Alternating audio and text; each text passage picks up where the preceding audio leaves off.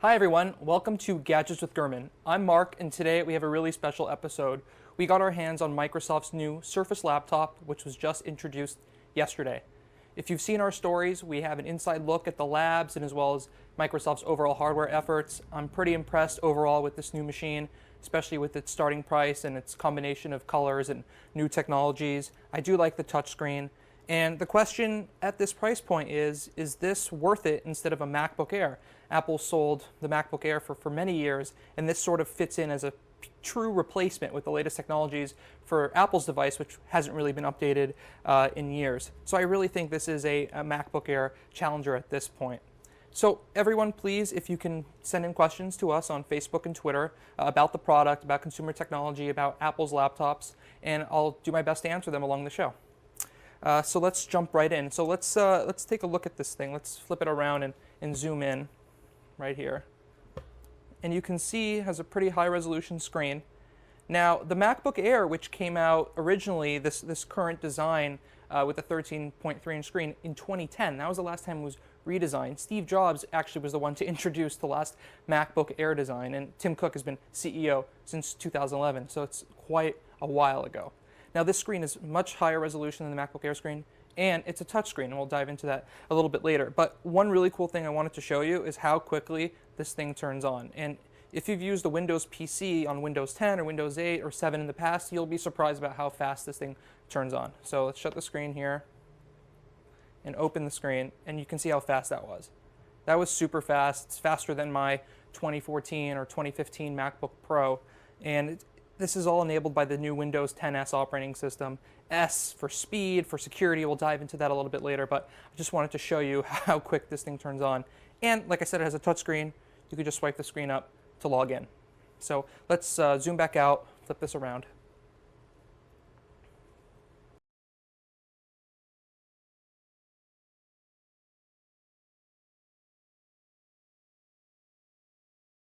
They have cans of spray paint and rolls of fabrics, and you can see this in our story, where they really choose different colors. So they were picking between a bunch of colors over the last 6 months to find the 4 colors that they ended up shipping in. This is the Platinum model. It's sort of a silvery color. It's much lighter than the Space Gray. And you could actually see, while the computer is made out of aluminum shell on the top, on the bottom, and on the sides, this area right here, and you can see this here, is actually made out of microfiber lining. It's the same type of microfiber you might find in some high-end cars like a Mercedes or a BMW, but here it's actually positioned right over the aluminum. So there's aluminum below it and around it, but this microfiber lining is actually really nice. If you wear a watch, you don't have to worry about scratching the bottom of your watch on the aluminum. It's a little bit more inviting, they say, than pure metal like you'd get on a MacBook Pro. I actually like it. It just feels soft and it's more comfortable with typing. And on that note, another thing I really like about this keyboard is the travel is phenomenal. I think it's far better than the travel on the 12-inch MacBook. Not as, it's about the same as the latest MacBook Pro keyboards, still that thinner keyboard, but a little bit more like the older MacBook Pros. It feels really good when typing on it. You can go really fast, and it gets, it's pretty easy to get used to. I remember when I got the 12-inch MacBook, it took maybe a few days. This, I sort of jumped right into it. It's a good feeling keyboard. So in terms of weight is really important when you get a laptop. You want something that you can throw in your backpack. This is being positioned at students in schools. Now, this thing weighs 2.76 pounds. In comparison to the current MacBook Air design, that's almost 15% less. This was 2.76 pounds, while the Air is about 3 pounds. For comparison, the 12-inch MacBook, which does have a smaller screen, about an inch and a half smaller than this screen, weighs 2 pounds. So if you want something a bit smaller, the 12-inch MacBook is the lightest premium laptop you're going to find. But for this $999 price point with the almost 14-inch screen, combined with its overall portability, the weight is actually almost as good as you can get on the market right now. We have our first question coming in here.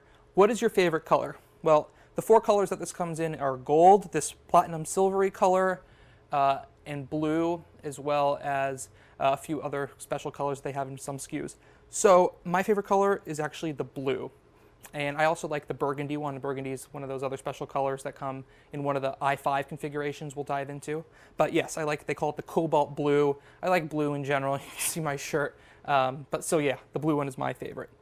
What's the processing power? Can I use Photoshop? That's a good question, and we'll actually dive into the specs right now. So These computers come in two different configurations in terms of speed. There are two models that come in a Core i5 processor from Intel, and there's two models that come in a Core i7. The speed is pretty good. It can handle pretty much anything you throw at it in terms of everyday stuff. You're not going to be able to do your hardcore mobile or desktop application development, VR, high-end video editing or photo editing, but most stuff, basic Photoshop, web browsing, anything you want to do as a student or in a business, nothing really hardcore you might want to get a desktop for, or a MacBook Pro or a Surface Book. But most things that you throw at this thing you'll be fine with. And it really, back to this Windows 10S, it won't slow down over time, and we'll dive into that a little bit more why. But have a look at some of these comparisons here. So the $999 model has that i5 processor, 128 gigabytes of storage, and that's solid state, as well as 4 gigs of RAM. In comparison, the i5 MacBook Air with the older design has that same starting price, but double the RAM, actually 8 gigabytes, and Apple recently doubled that. If you look at some of the higher end configurations of both the Air, the current design, as well as the Surface i5, for $1299 you can get a Surface i5 with 256 gigabytes of storage and 8 gigabytes of RAM, and the same exact specs for $100 less on the Air. But for that extra $100, there's a lot to like I said on this thing. I really like the touchscreen. I like the trackpad. It's not as good as an Apple trackpad. I don't think anyone's bested Apple on that, especially with the new Force Touch stuff. The keyboard, I think, is far better than the keyboard on the 12-inch MacBook. We'll see if Apple changes that to be more in line with the new MacBook Pros. But back to that touchscreen. I like that with these Microsoft products, they don't separate them. So if you get an iPad, that's a full touch experience. If you get a MacBook Pro, that's a full keyboard, a mouse, trackpad, Force Touch trackpad type of experience. Microsoft actually gives you the option to do both. You can use the computer with a mouse and keyboard and trackpad, and it works really well. But you can also hop into something called tablet mode. Now this isn't new on the Surface laptop, but I'll show you for those who don't know about it. So if you click this button right here in the corner, you can put it into tablet mode, right? And you get this sort of grid of Windows 7-like apps where you can hop into the store and the calendar, all your apps like this. You can launch Cortana right on the bottom here. There's a multitasking view. Well, you have to open a few apps, to get there. You can swipe the apps away, and then you can put another app there. So there's a lot you can do in this thing in tablet mode. Now, I will say the tablet touch experience is better on a dedicated touchscreen device like an iPad or a tablet from another hardware maker, but the fact that Microsoft offers both. So there could be some cases where, hey, you want to draw something. Now, I'll go out of tablet mode here so I can show you that. And you want to open like Paint, for example, right? So on a Mac, if you want to quickly draw something, you can't really do that. But on here, if there's like a signature you have to do really quick and you don't want to use the trackpad or take a picture with one that you run on a pen, you can just do your, your drawing there. And I really love that you're able to get the best of both worlds here. You can choose what you want on the fly versus having to carry two devices. We have some more questions coming in here. I heard that Windows 10S only allows you to use software from the Windows Store. Is this correct? How is the selection? That's a very good question, and we'll jump right into Windows 10S right now. So in addition to enabling the faster speed, the reliability, there is a limitation here. You can only open apps that you get on the App Store, the Windows Store. Now the Windows Store has lots of apps like Office, Spotify, many of the applications that you would normally want to download for your computer if you're an everyday user. You're not going to find a lot of the higher end programming stuff on the Windows Store, so that is a little bit of a limitation, but we'll get into that in our next pro tip. But yes, only apps from the App Store. And what this does, it makes sure that only apps verified and approved by Microsoft run on this thing.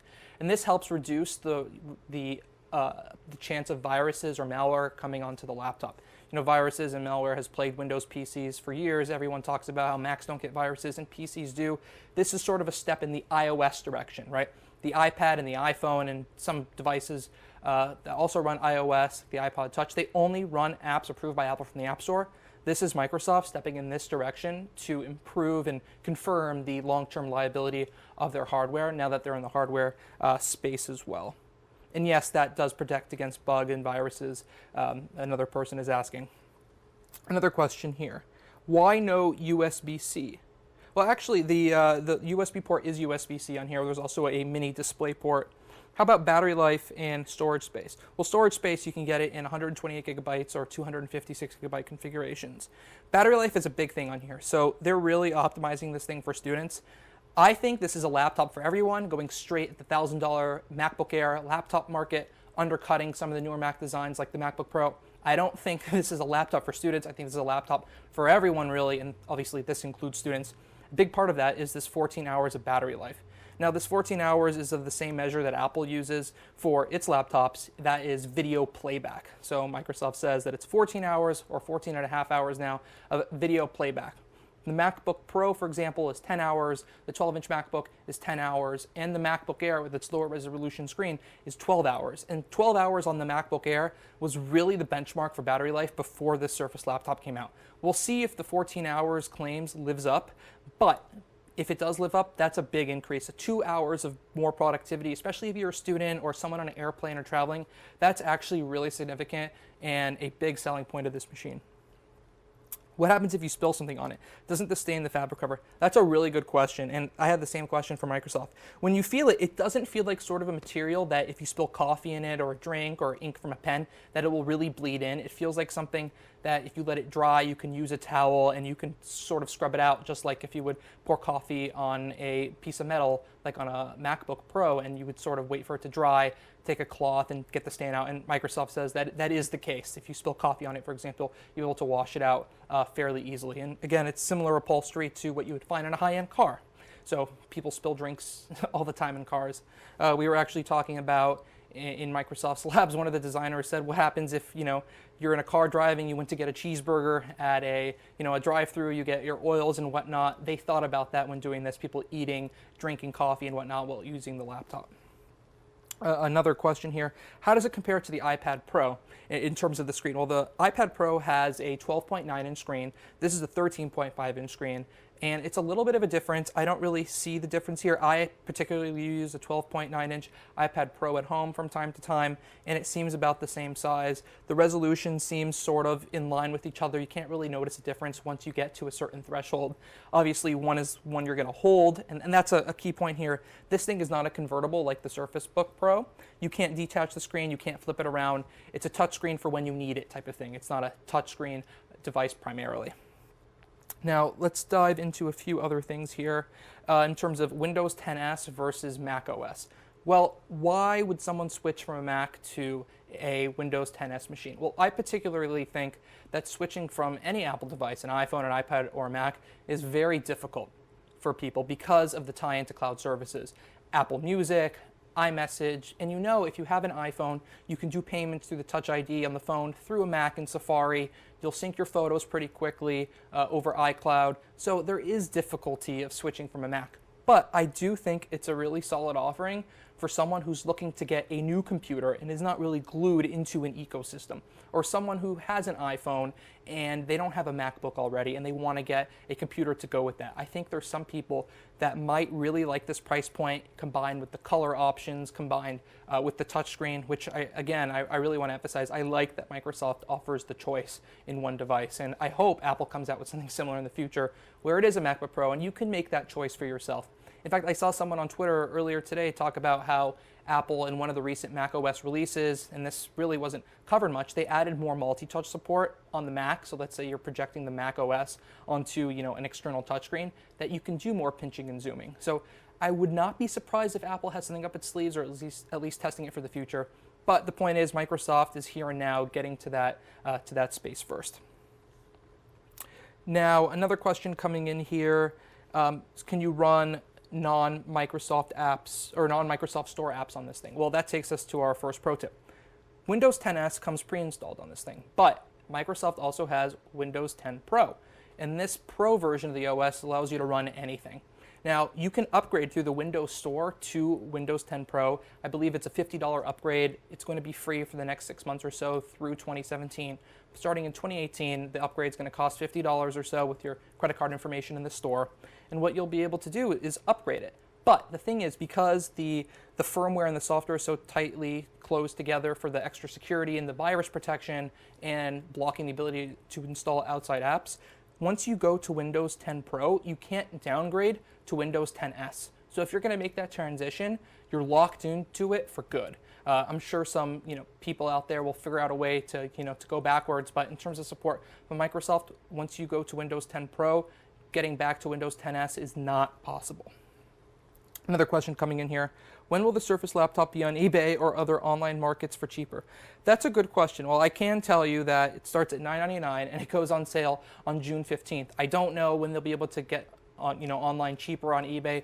Maybe perhaps in the future, a few months after, you might be able to find one cheaper. That's just the pace of technology. I know on Apple's own website and some online other Microsoft stores, you can get refurbished or clearance devices, older generations for cheaper. But I can't imagine that the price will drop down soon after launch directly from Microsoft. Now, something I do want to point out here is that this is not going to replace your high-end video editing laptop. This is not going to replace your Final Cut Pro machine. This is not going to replace your high-end photo editing, really super intense 3D graphics, engineering, Photoshop work. But this is pretty much going at the MacBook Air market. And Apple's at a spot right now where it hasn't redesigned the MacBook Air, which still is one of the most popular laptops because of that $999 price point and 12 hours of battery life, since 2010. The last big major release was the MacBook Pro in October of last year, and that's been panned by a lot of professionals with the Touch Bar not really being a big replacement for the touchscreen, and Apple really sticking to that two devices approach. If you want touchscreen, you go for an iPad. If you want non-touchscreen, you want primary workhorse machine, you go mouse, keyboard, and non-touch display. But there's people complaining, Apple's not living up to expectations. It's not living up to pros. It's putting a lot of focus on the iPhone. And this machine is coming at a time as this is happening. So on one end, you have Apple not doing a great job in the eyes of consumers in terms of the Mac. And then you have people saying, hey, Microsoft is coming out with a really cool device.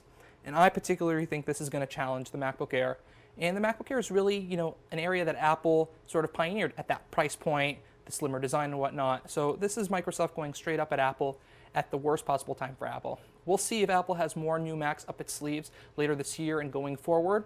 But for right now, Microsoft is offering something really compelling for a lot of people. And I think everyday users, business users, and students will really enjoy using it over time. And back to the touchscreen, something that is interesting is you can actually use the dial. So the dial for some apps that you see on the Surface Studio, where you can twist it to change colors, in like the Paint app, for example, as you can see here. And you could also use the pen. So the pen where you can draw things. It's good for signatures on PDFs. We have another question here. Can you show us a close-up of the area around the keyboard?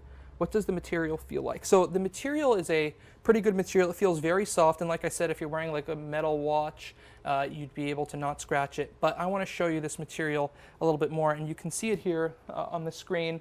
And it looks sort of microfiber-ish, but it doesn't feel like a cloth or like a towel. It feels very sturdy, sort of industrial, really. So it doesn't feel sort of like a clothy, felt material. It feels really solid, almost just like a softer metal type of thing. It's actually similar to the material that Microsoft uses on the Surface covers. So if you've ever used one of those, the keyboards that come with the Surface Pro tablets, it's very similar to that. But again, this comes in 4 colors: the burgundy, the gold, the platinum, and the cobalt blue, which I really like. Another question here, what about repairability? That's a good question. I actually don't know. This thing is super new. We're the first to get our hands on it for this type of setup. It was just announced yesterday. Repairability, it seems pretty well built. Microsoft is actually telling us with their campus, because they're positioning this towards students, they actually did backpack tests. So they threw these things in backpacks and put keys and books and notepads and rulers, geometry kit, all sorts of stuff in there,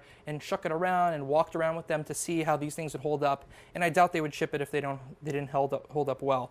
The metal seems pretty sturdy. The microfiber is put on pretty well. They showed us the process. It seems it's pretty well done. I don't think there's going to be repairability issues, but it is pretty enclosed. I don't know. If you've seen some of the recent Apple devices, things are pretty glued together. I'm sure iFixit will get their hands on one of these things soon after launch, and they'll tell us all about that, and we'll be sure to share that news with you, whoever's interested in the repairability. How heavy or light is it? Good question. It's 2.76 pounds, which is lighter, about 15% lighter than the current MacBook Air. It's also about that much lighter, 15 to 20% lighter than the 13-inch MacBook Pro with the Touch Bar, and it's almost 0.75 of a pound heavier than the 12-inch MacBook, which obviously has the smaller screen and fewer technologies. How big of a disadvantage is it? They can only get apps from the Windows Store. Well, if you're a hardcore user, a developer, someone who needs to install applications that are not on the Windows Store, it's obviously a big disadvantage. But again, this computer might not be for you anyways. If you really do like the hardware and whatnot, you can upgrade for $50 starting in 2018 or free before then to Windows 10 Pro, which gives you unlimited access to anything you want to install. But that does open you up to viruses and malware that you might have experienced on other Windows machines. The cool thing about Windows 10s, it sort of says, hey, let's be a little bit like the iPad. You can turn on an iPad that you bought, 3 or 4 years ago, right? And you can plug it in, turn it on, and you know that it will work. You know nothing happened to it virus-wise or malware-wise that's going to slow it down, make it sluggy, not really work so well. That's what they're doing here with Windows 10s. It does not slow down over time, according to Microsoft. It's snappy, and if you saw our demo where you can open the screen, how quickly it turns on, I'll show you that again now. If you look on the screen here, so let's turn this on. Look how quickly that turned on, right? So it's pretty seamless, pretty fast, pretty snappy. I really like it. We called it somewhat sporty in our article because of how fast it is compared to past Windows. This is sort of like, an Apple experience, right? You can trust Apple products, they're going to work. And this is Microsoft saying, hey, we can do that too. Plus, we can add a touchscreen and some other cool technologies to it and do it our own way. Another good question, how long does it take to charge? I actually don't know. We didn't test this long enough to know how long it takes to charge, but I assume it doesn't take too long. That's a good question because some of the devices that have much longer battery life, it takes a long time to charge in order to fill up that battery. But from what I understand, a lot of the battery work is done on the software side in terms of optimization, so I don't think that it would be a problem to charge it up pretty quickly. And something cool I do want to show you on the screen here, you can click the battery meter here, right, and you can see 77%. You can actually go through different modes of battery. So you can go on best battery life, which is sort of like a lower power mode, or you can go to a better performance mode or a best performance mode. That would be something if you're trying to do video editing, intense flash games. So lots of different options here for you. And I really think this is a premium laptop, Microsoft branded. It's a big step for them. And I think it's really going to be a challenger for Apple over time if they don't start going back to what they're known as doing, as issuing premium laptop and desktop updates over time. Combined with the Surface Studio, the Surface Book Pro, the Surface tablets, I think Microsoft is doing really great stuff in the hardware game right now. Of course, these are not the most high volume products. It's not a smartphone, but this is really a big step forward for the company that created Windows. One more question. Where is it available so far? We'll end with that. It's coming out on June 15th. It comes in the 4 colors, gold, platinum, silver, burgundy, and blue. Windows 10s will be available on some cheaper machines from other hardware makers, over the next few months as well. So coming out next month, we're really happy to show you this exclusive preview of the Surface laptop. And please be sure to check out our articles on the development of the machine at Bloomberg Technology's website. This was Gadgets of Gurman, and we'll see you next week. Thanks.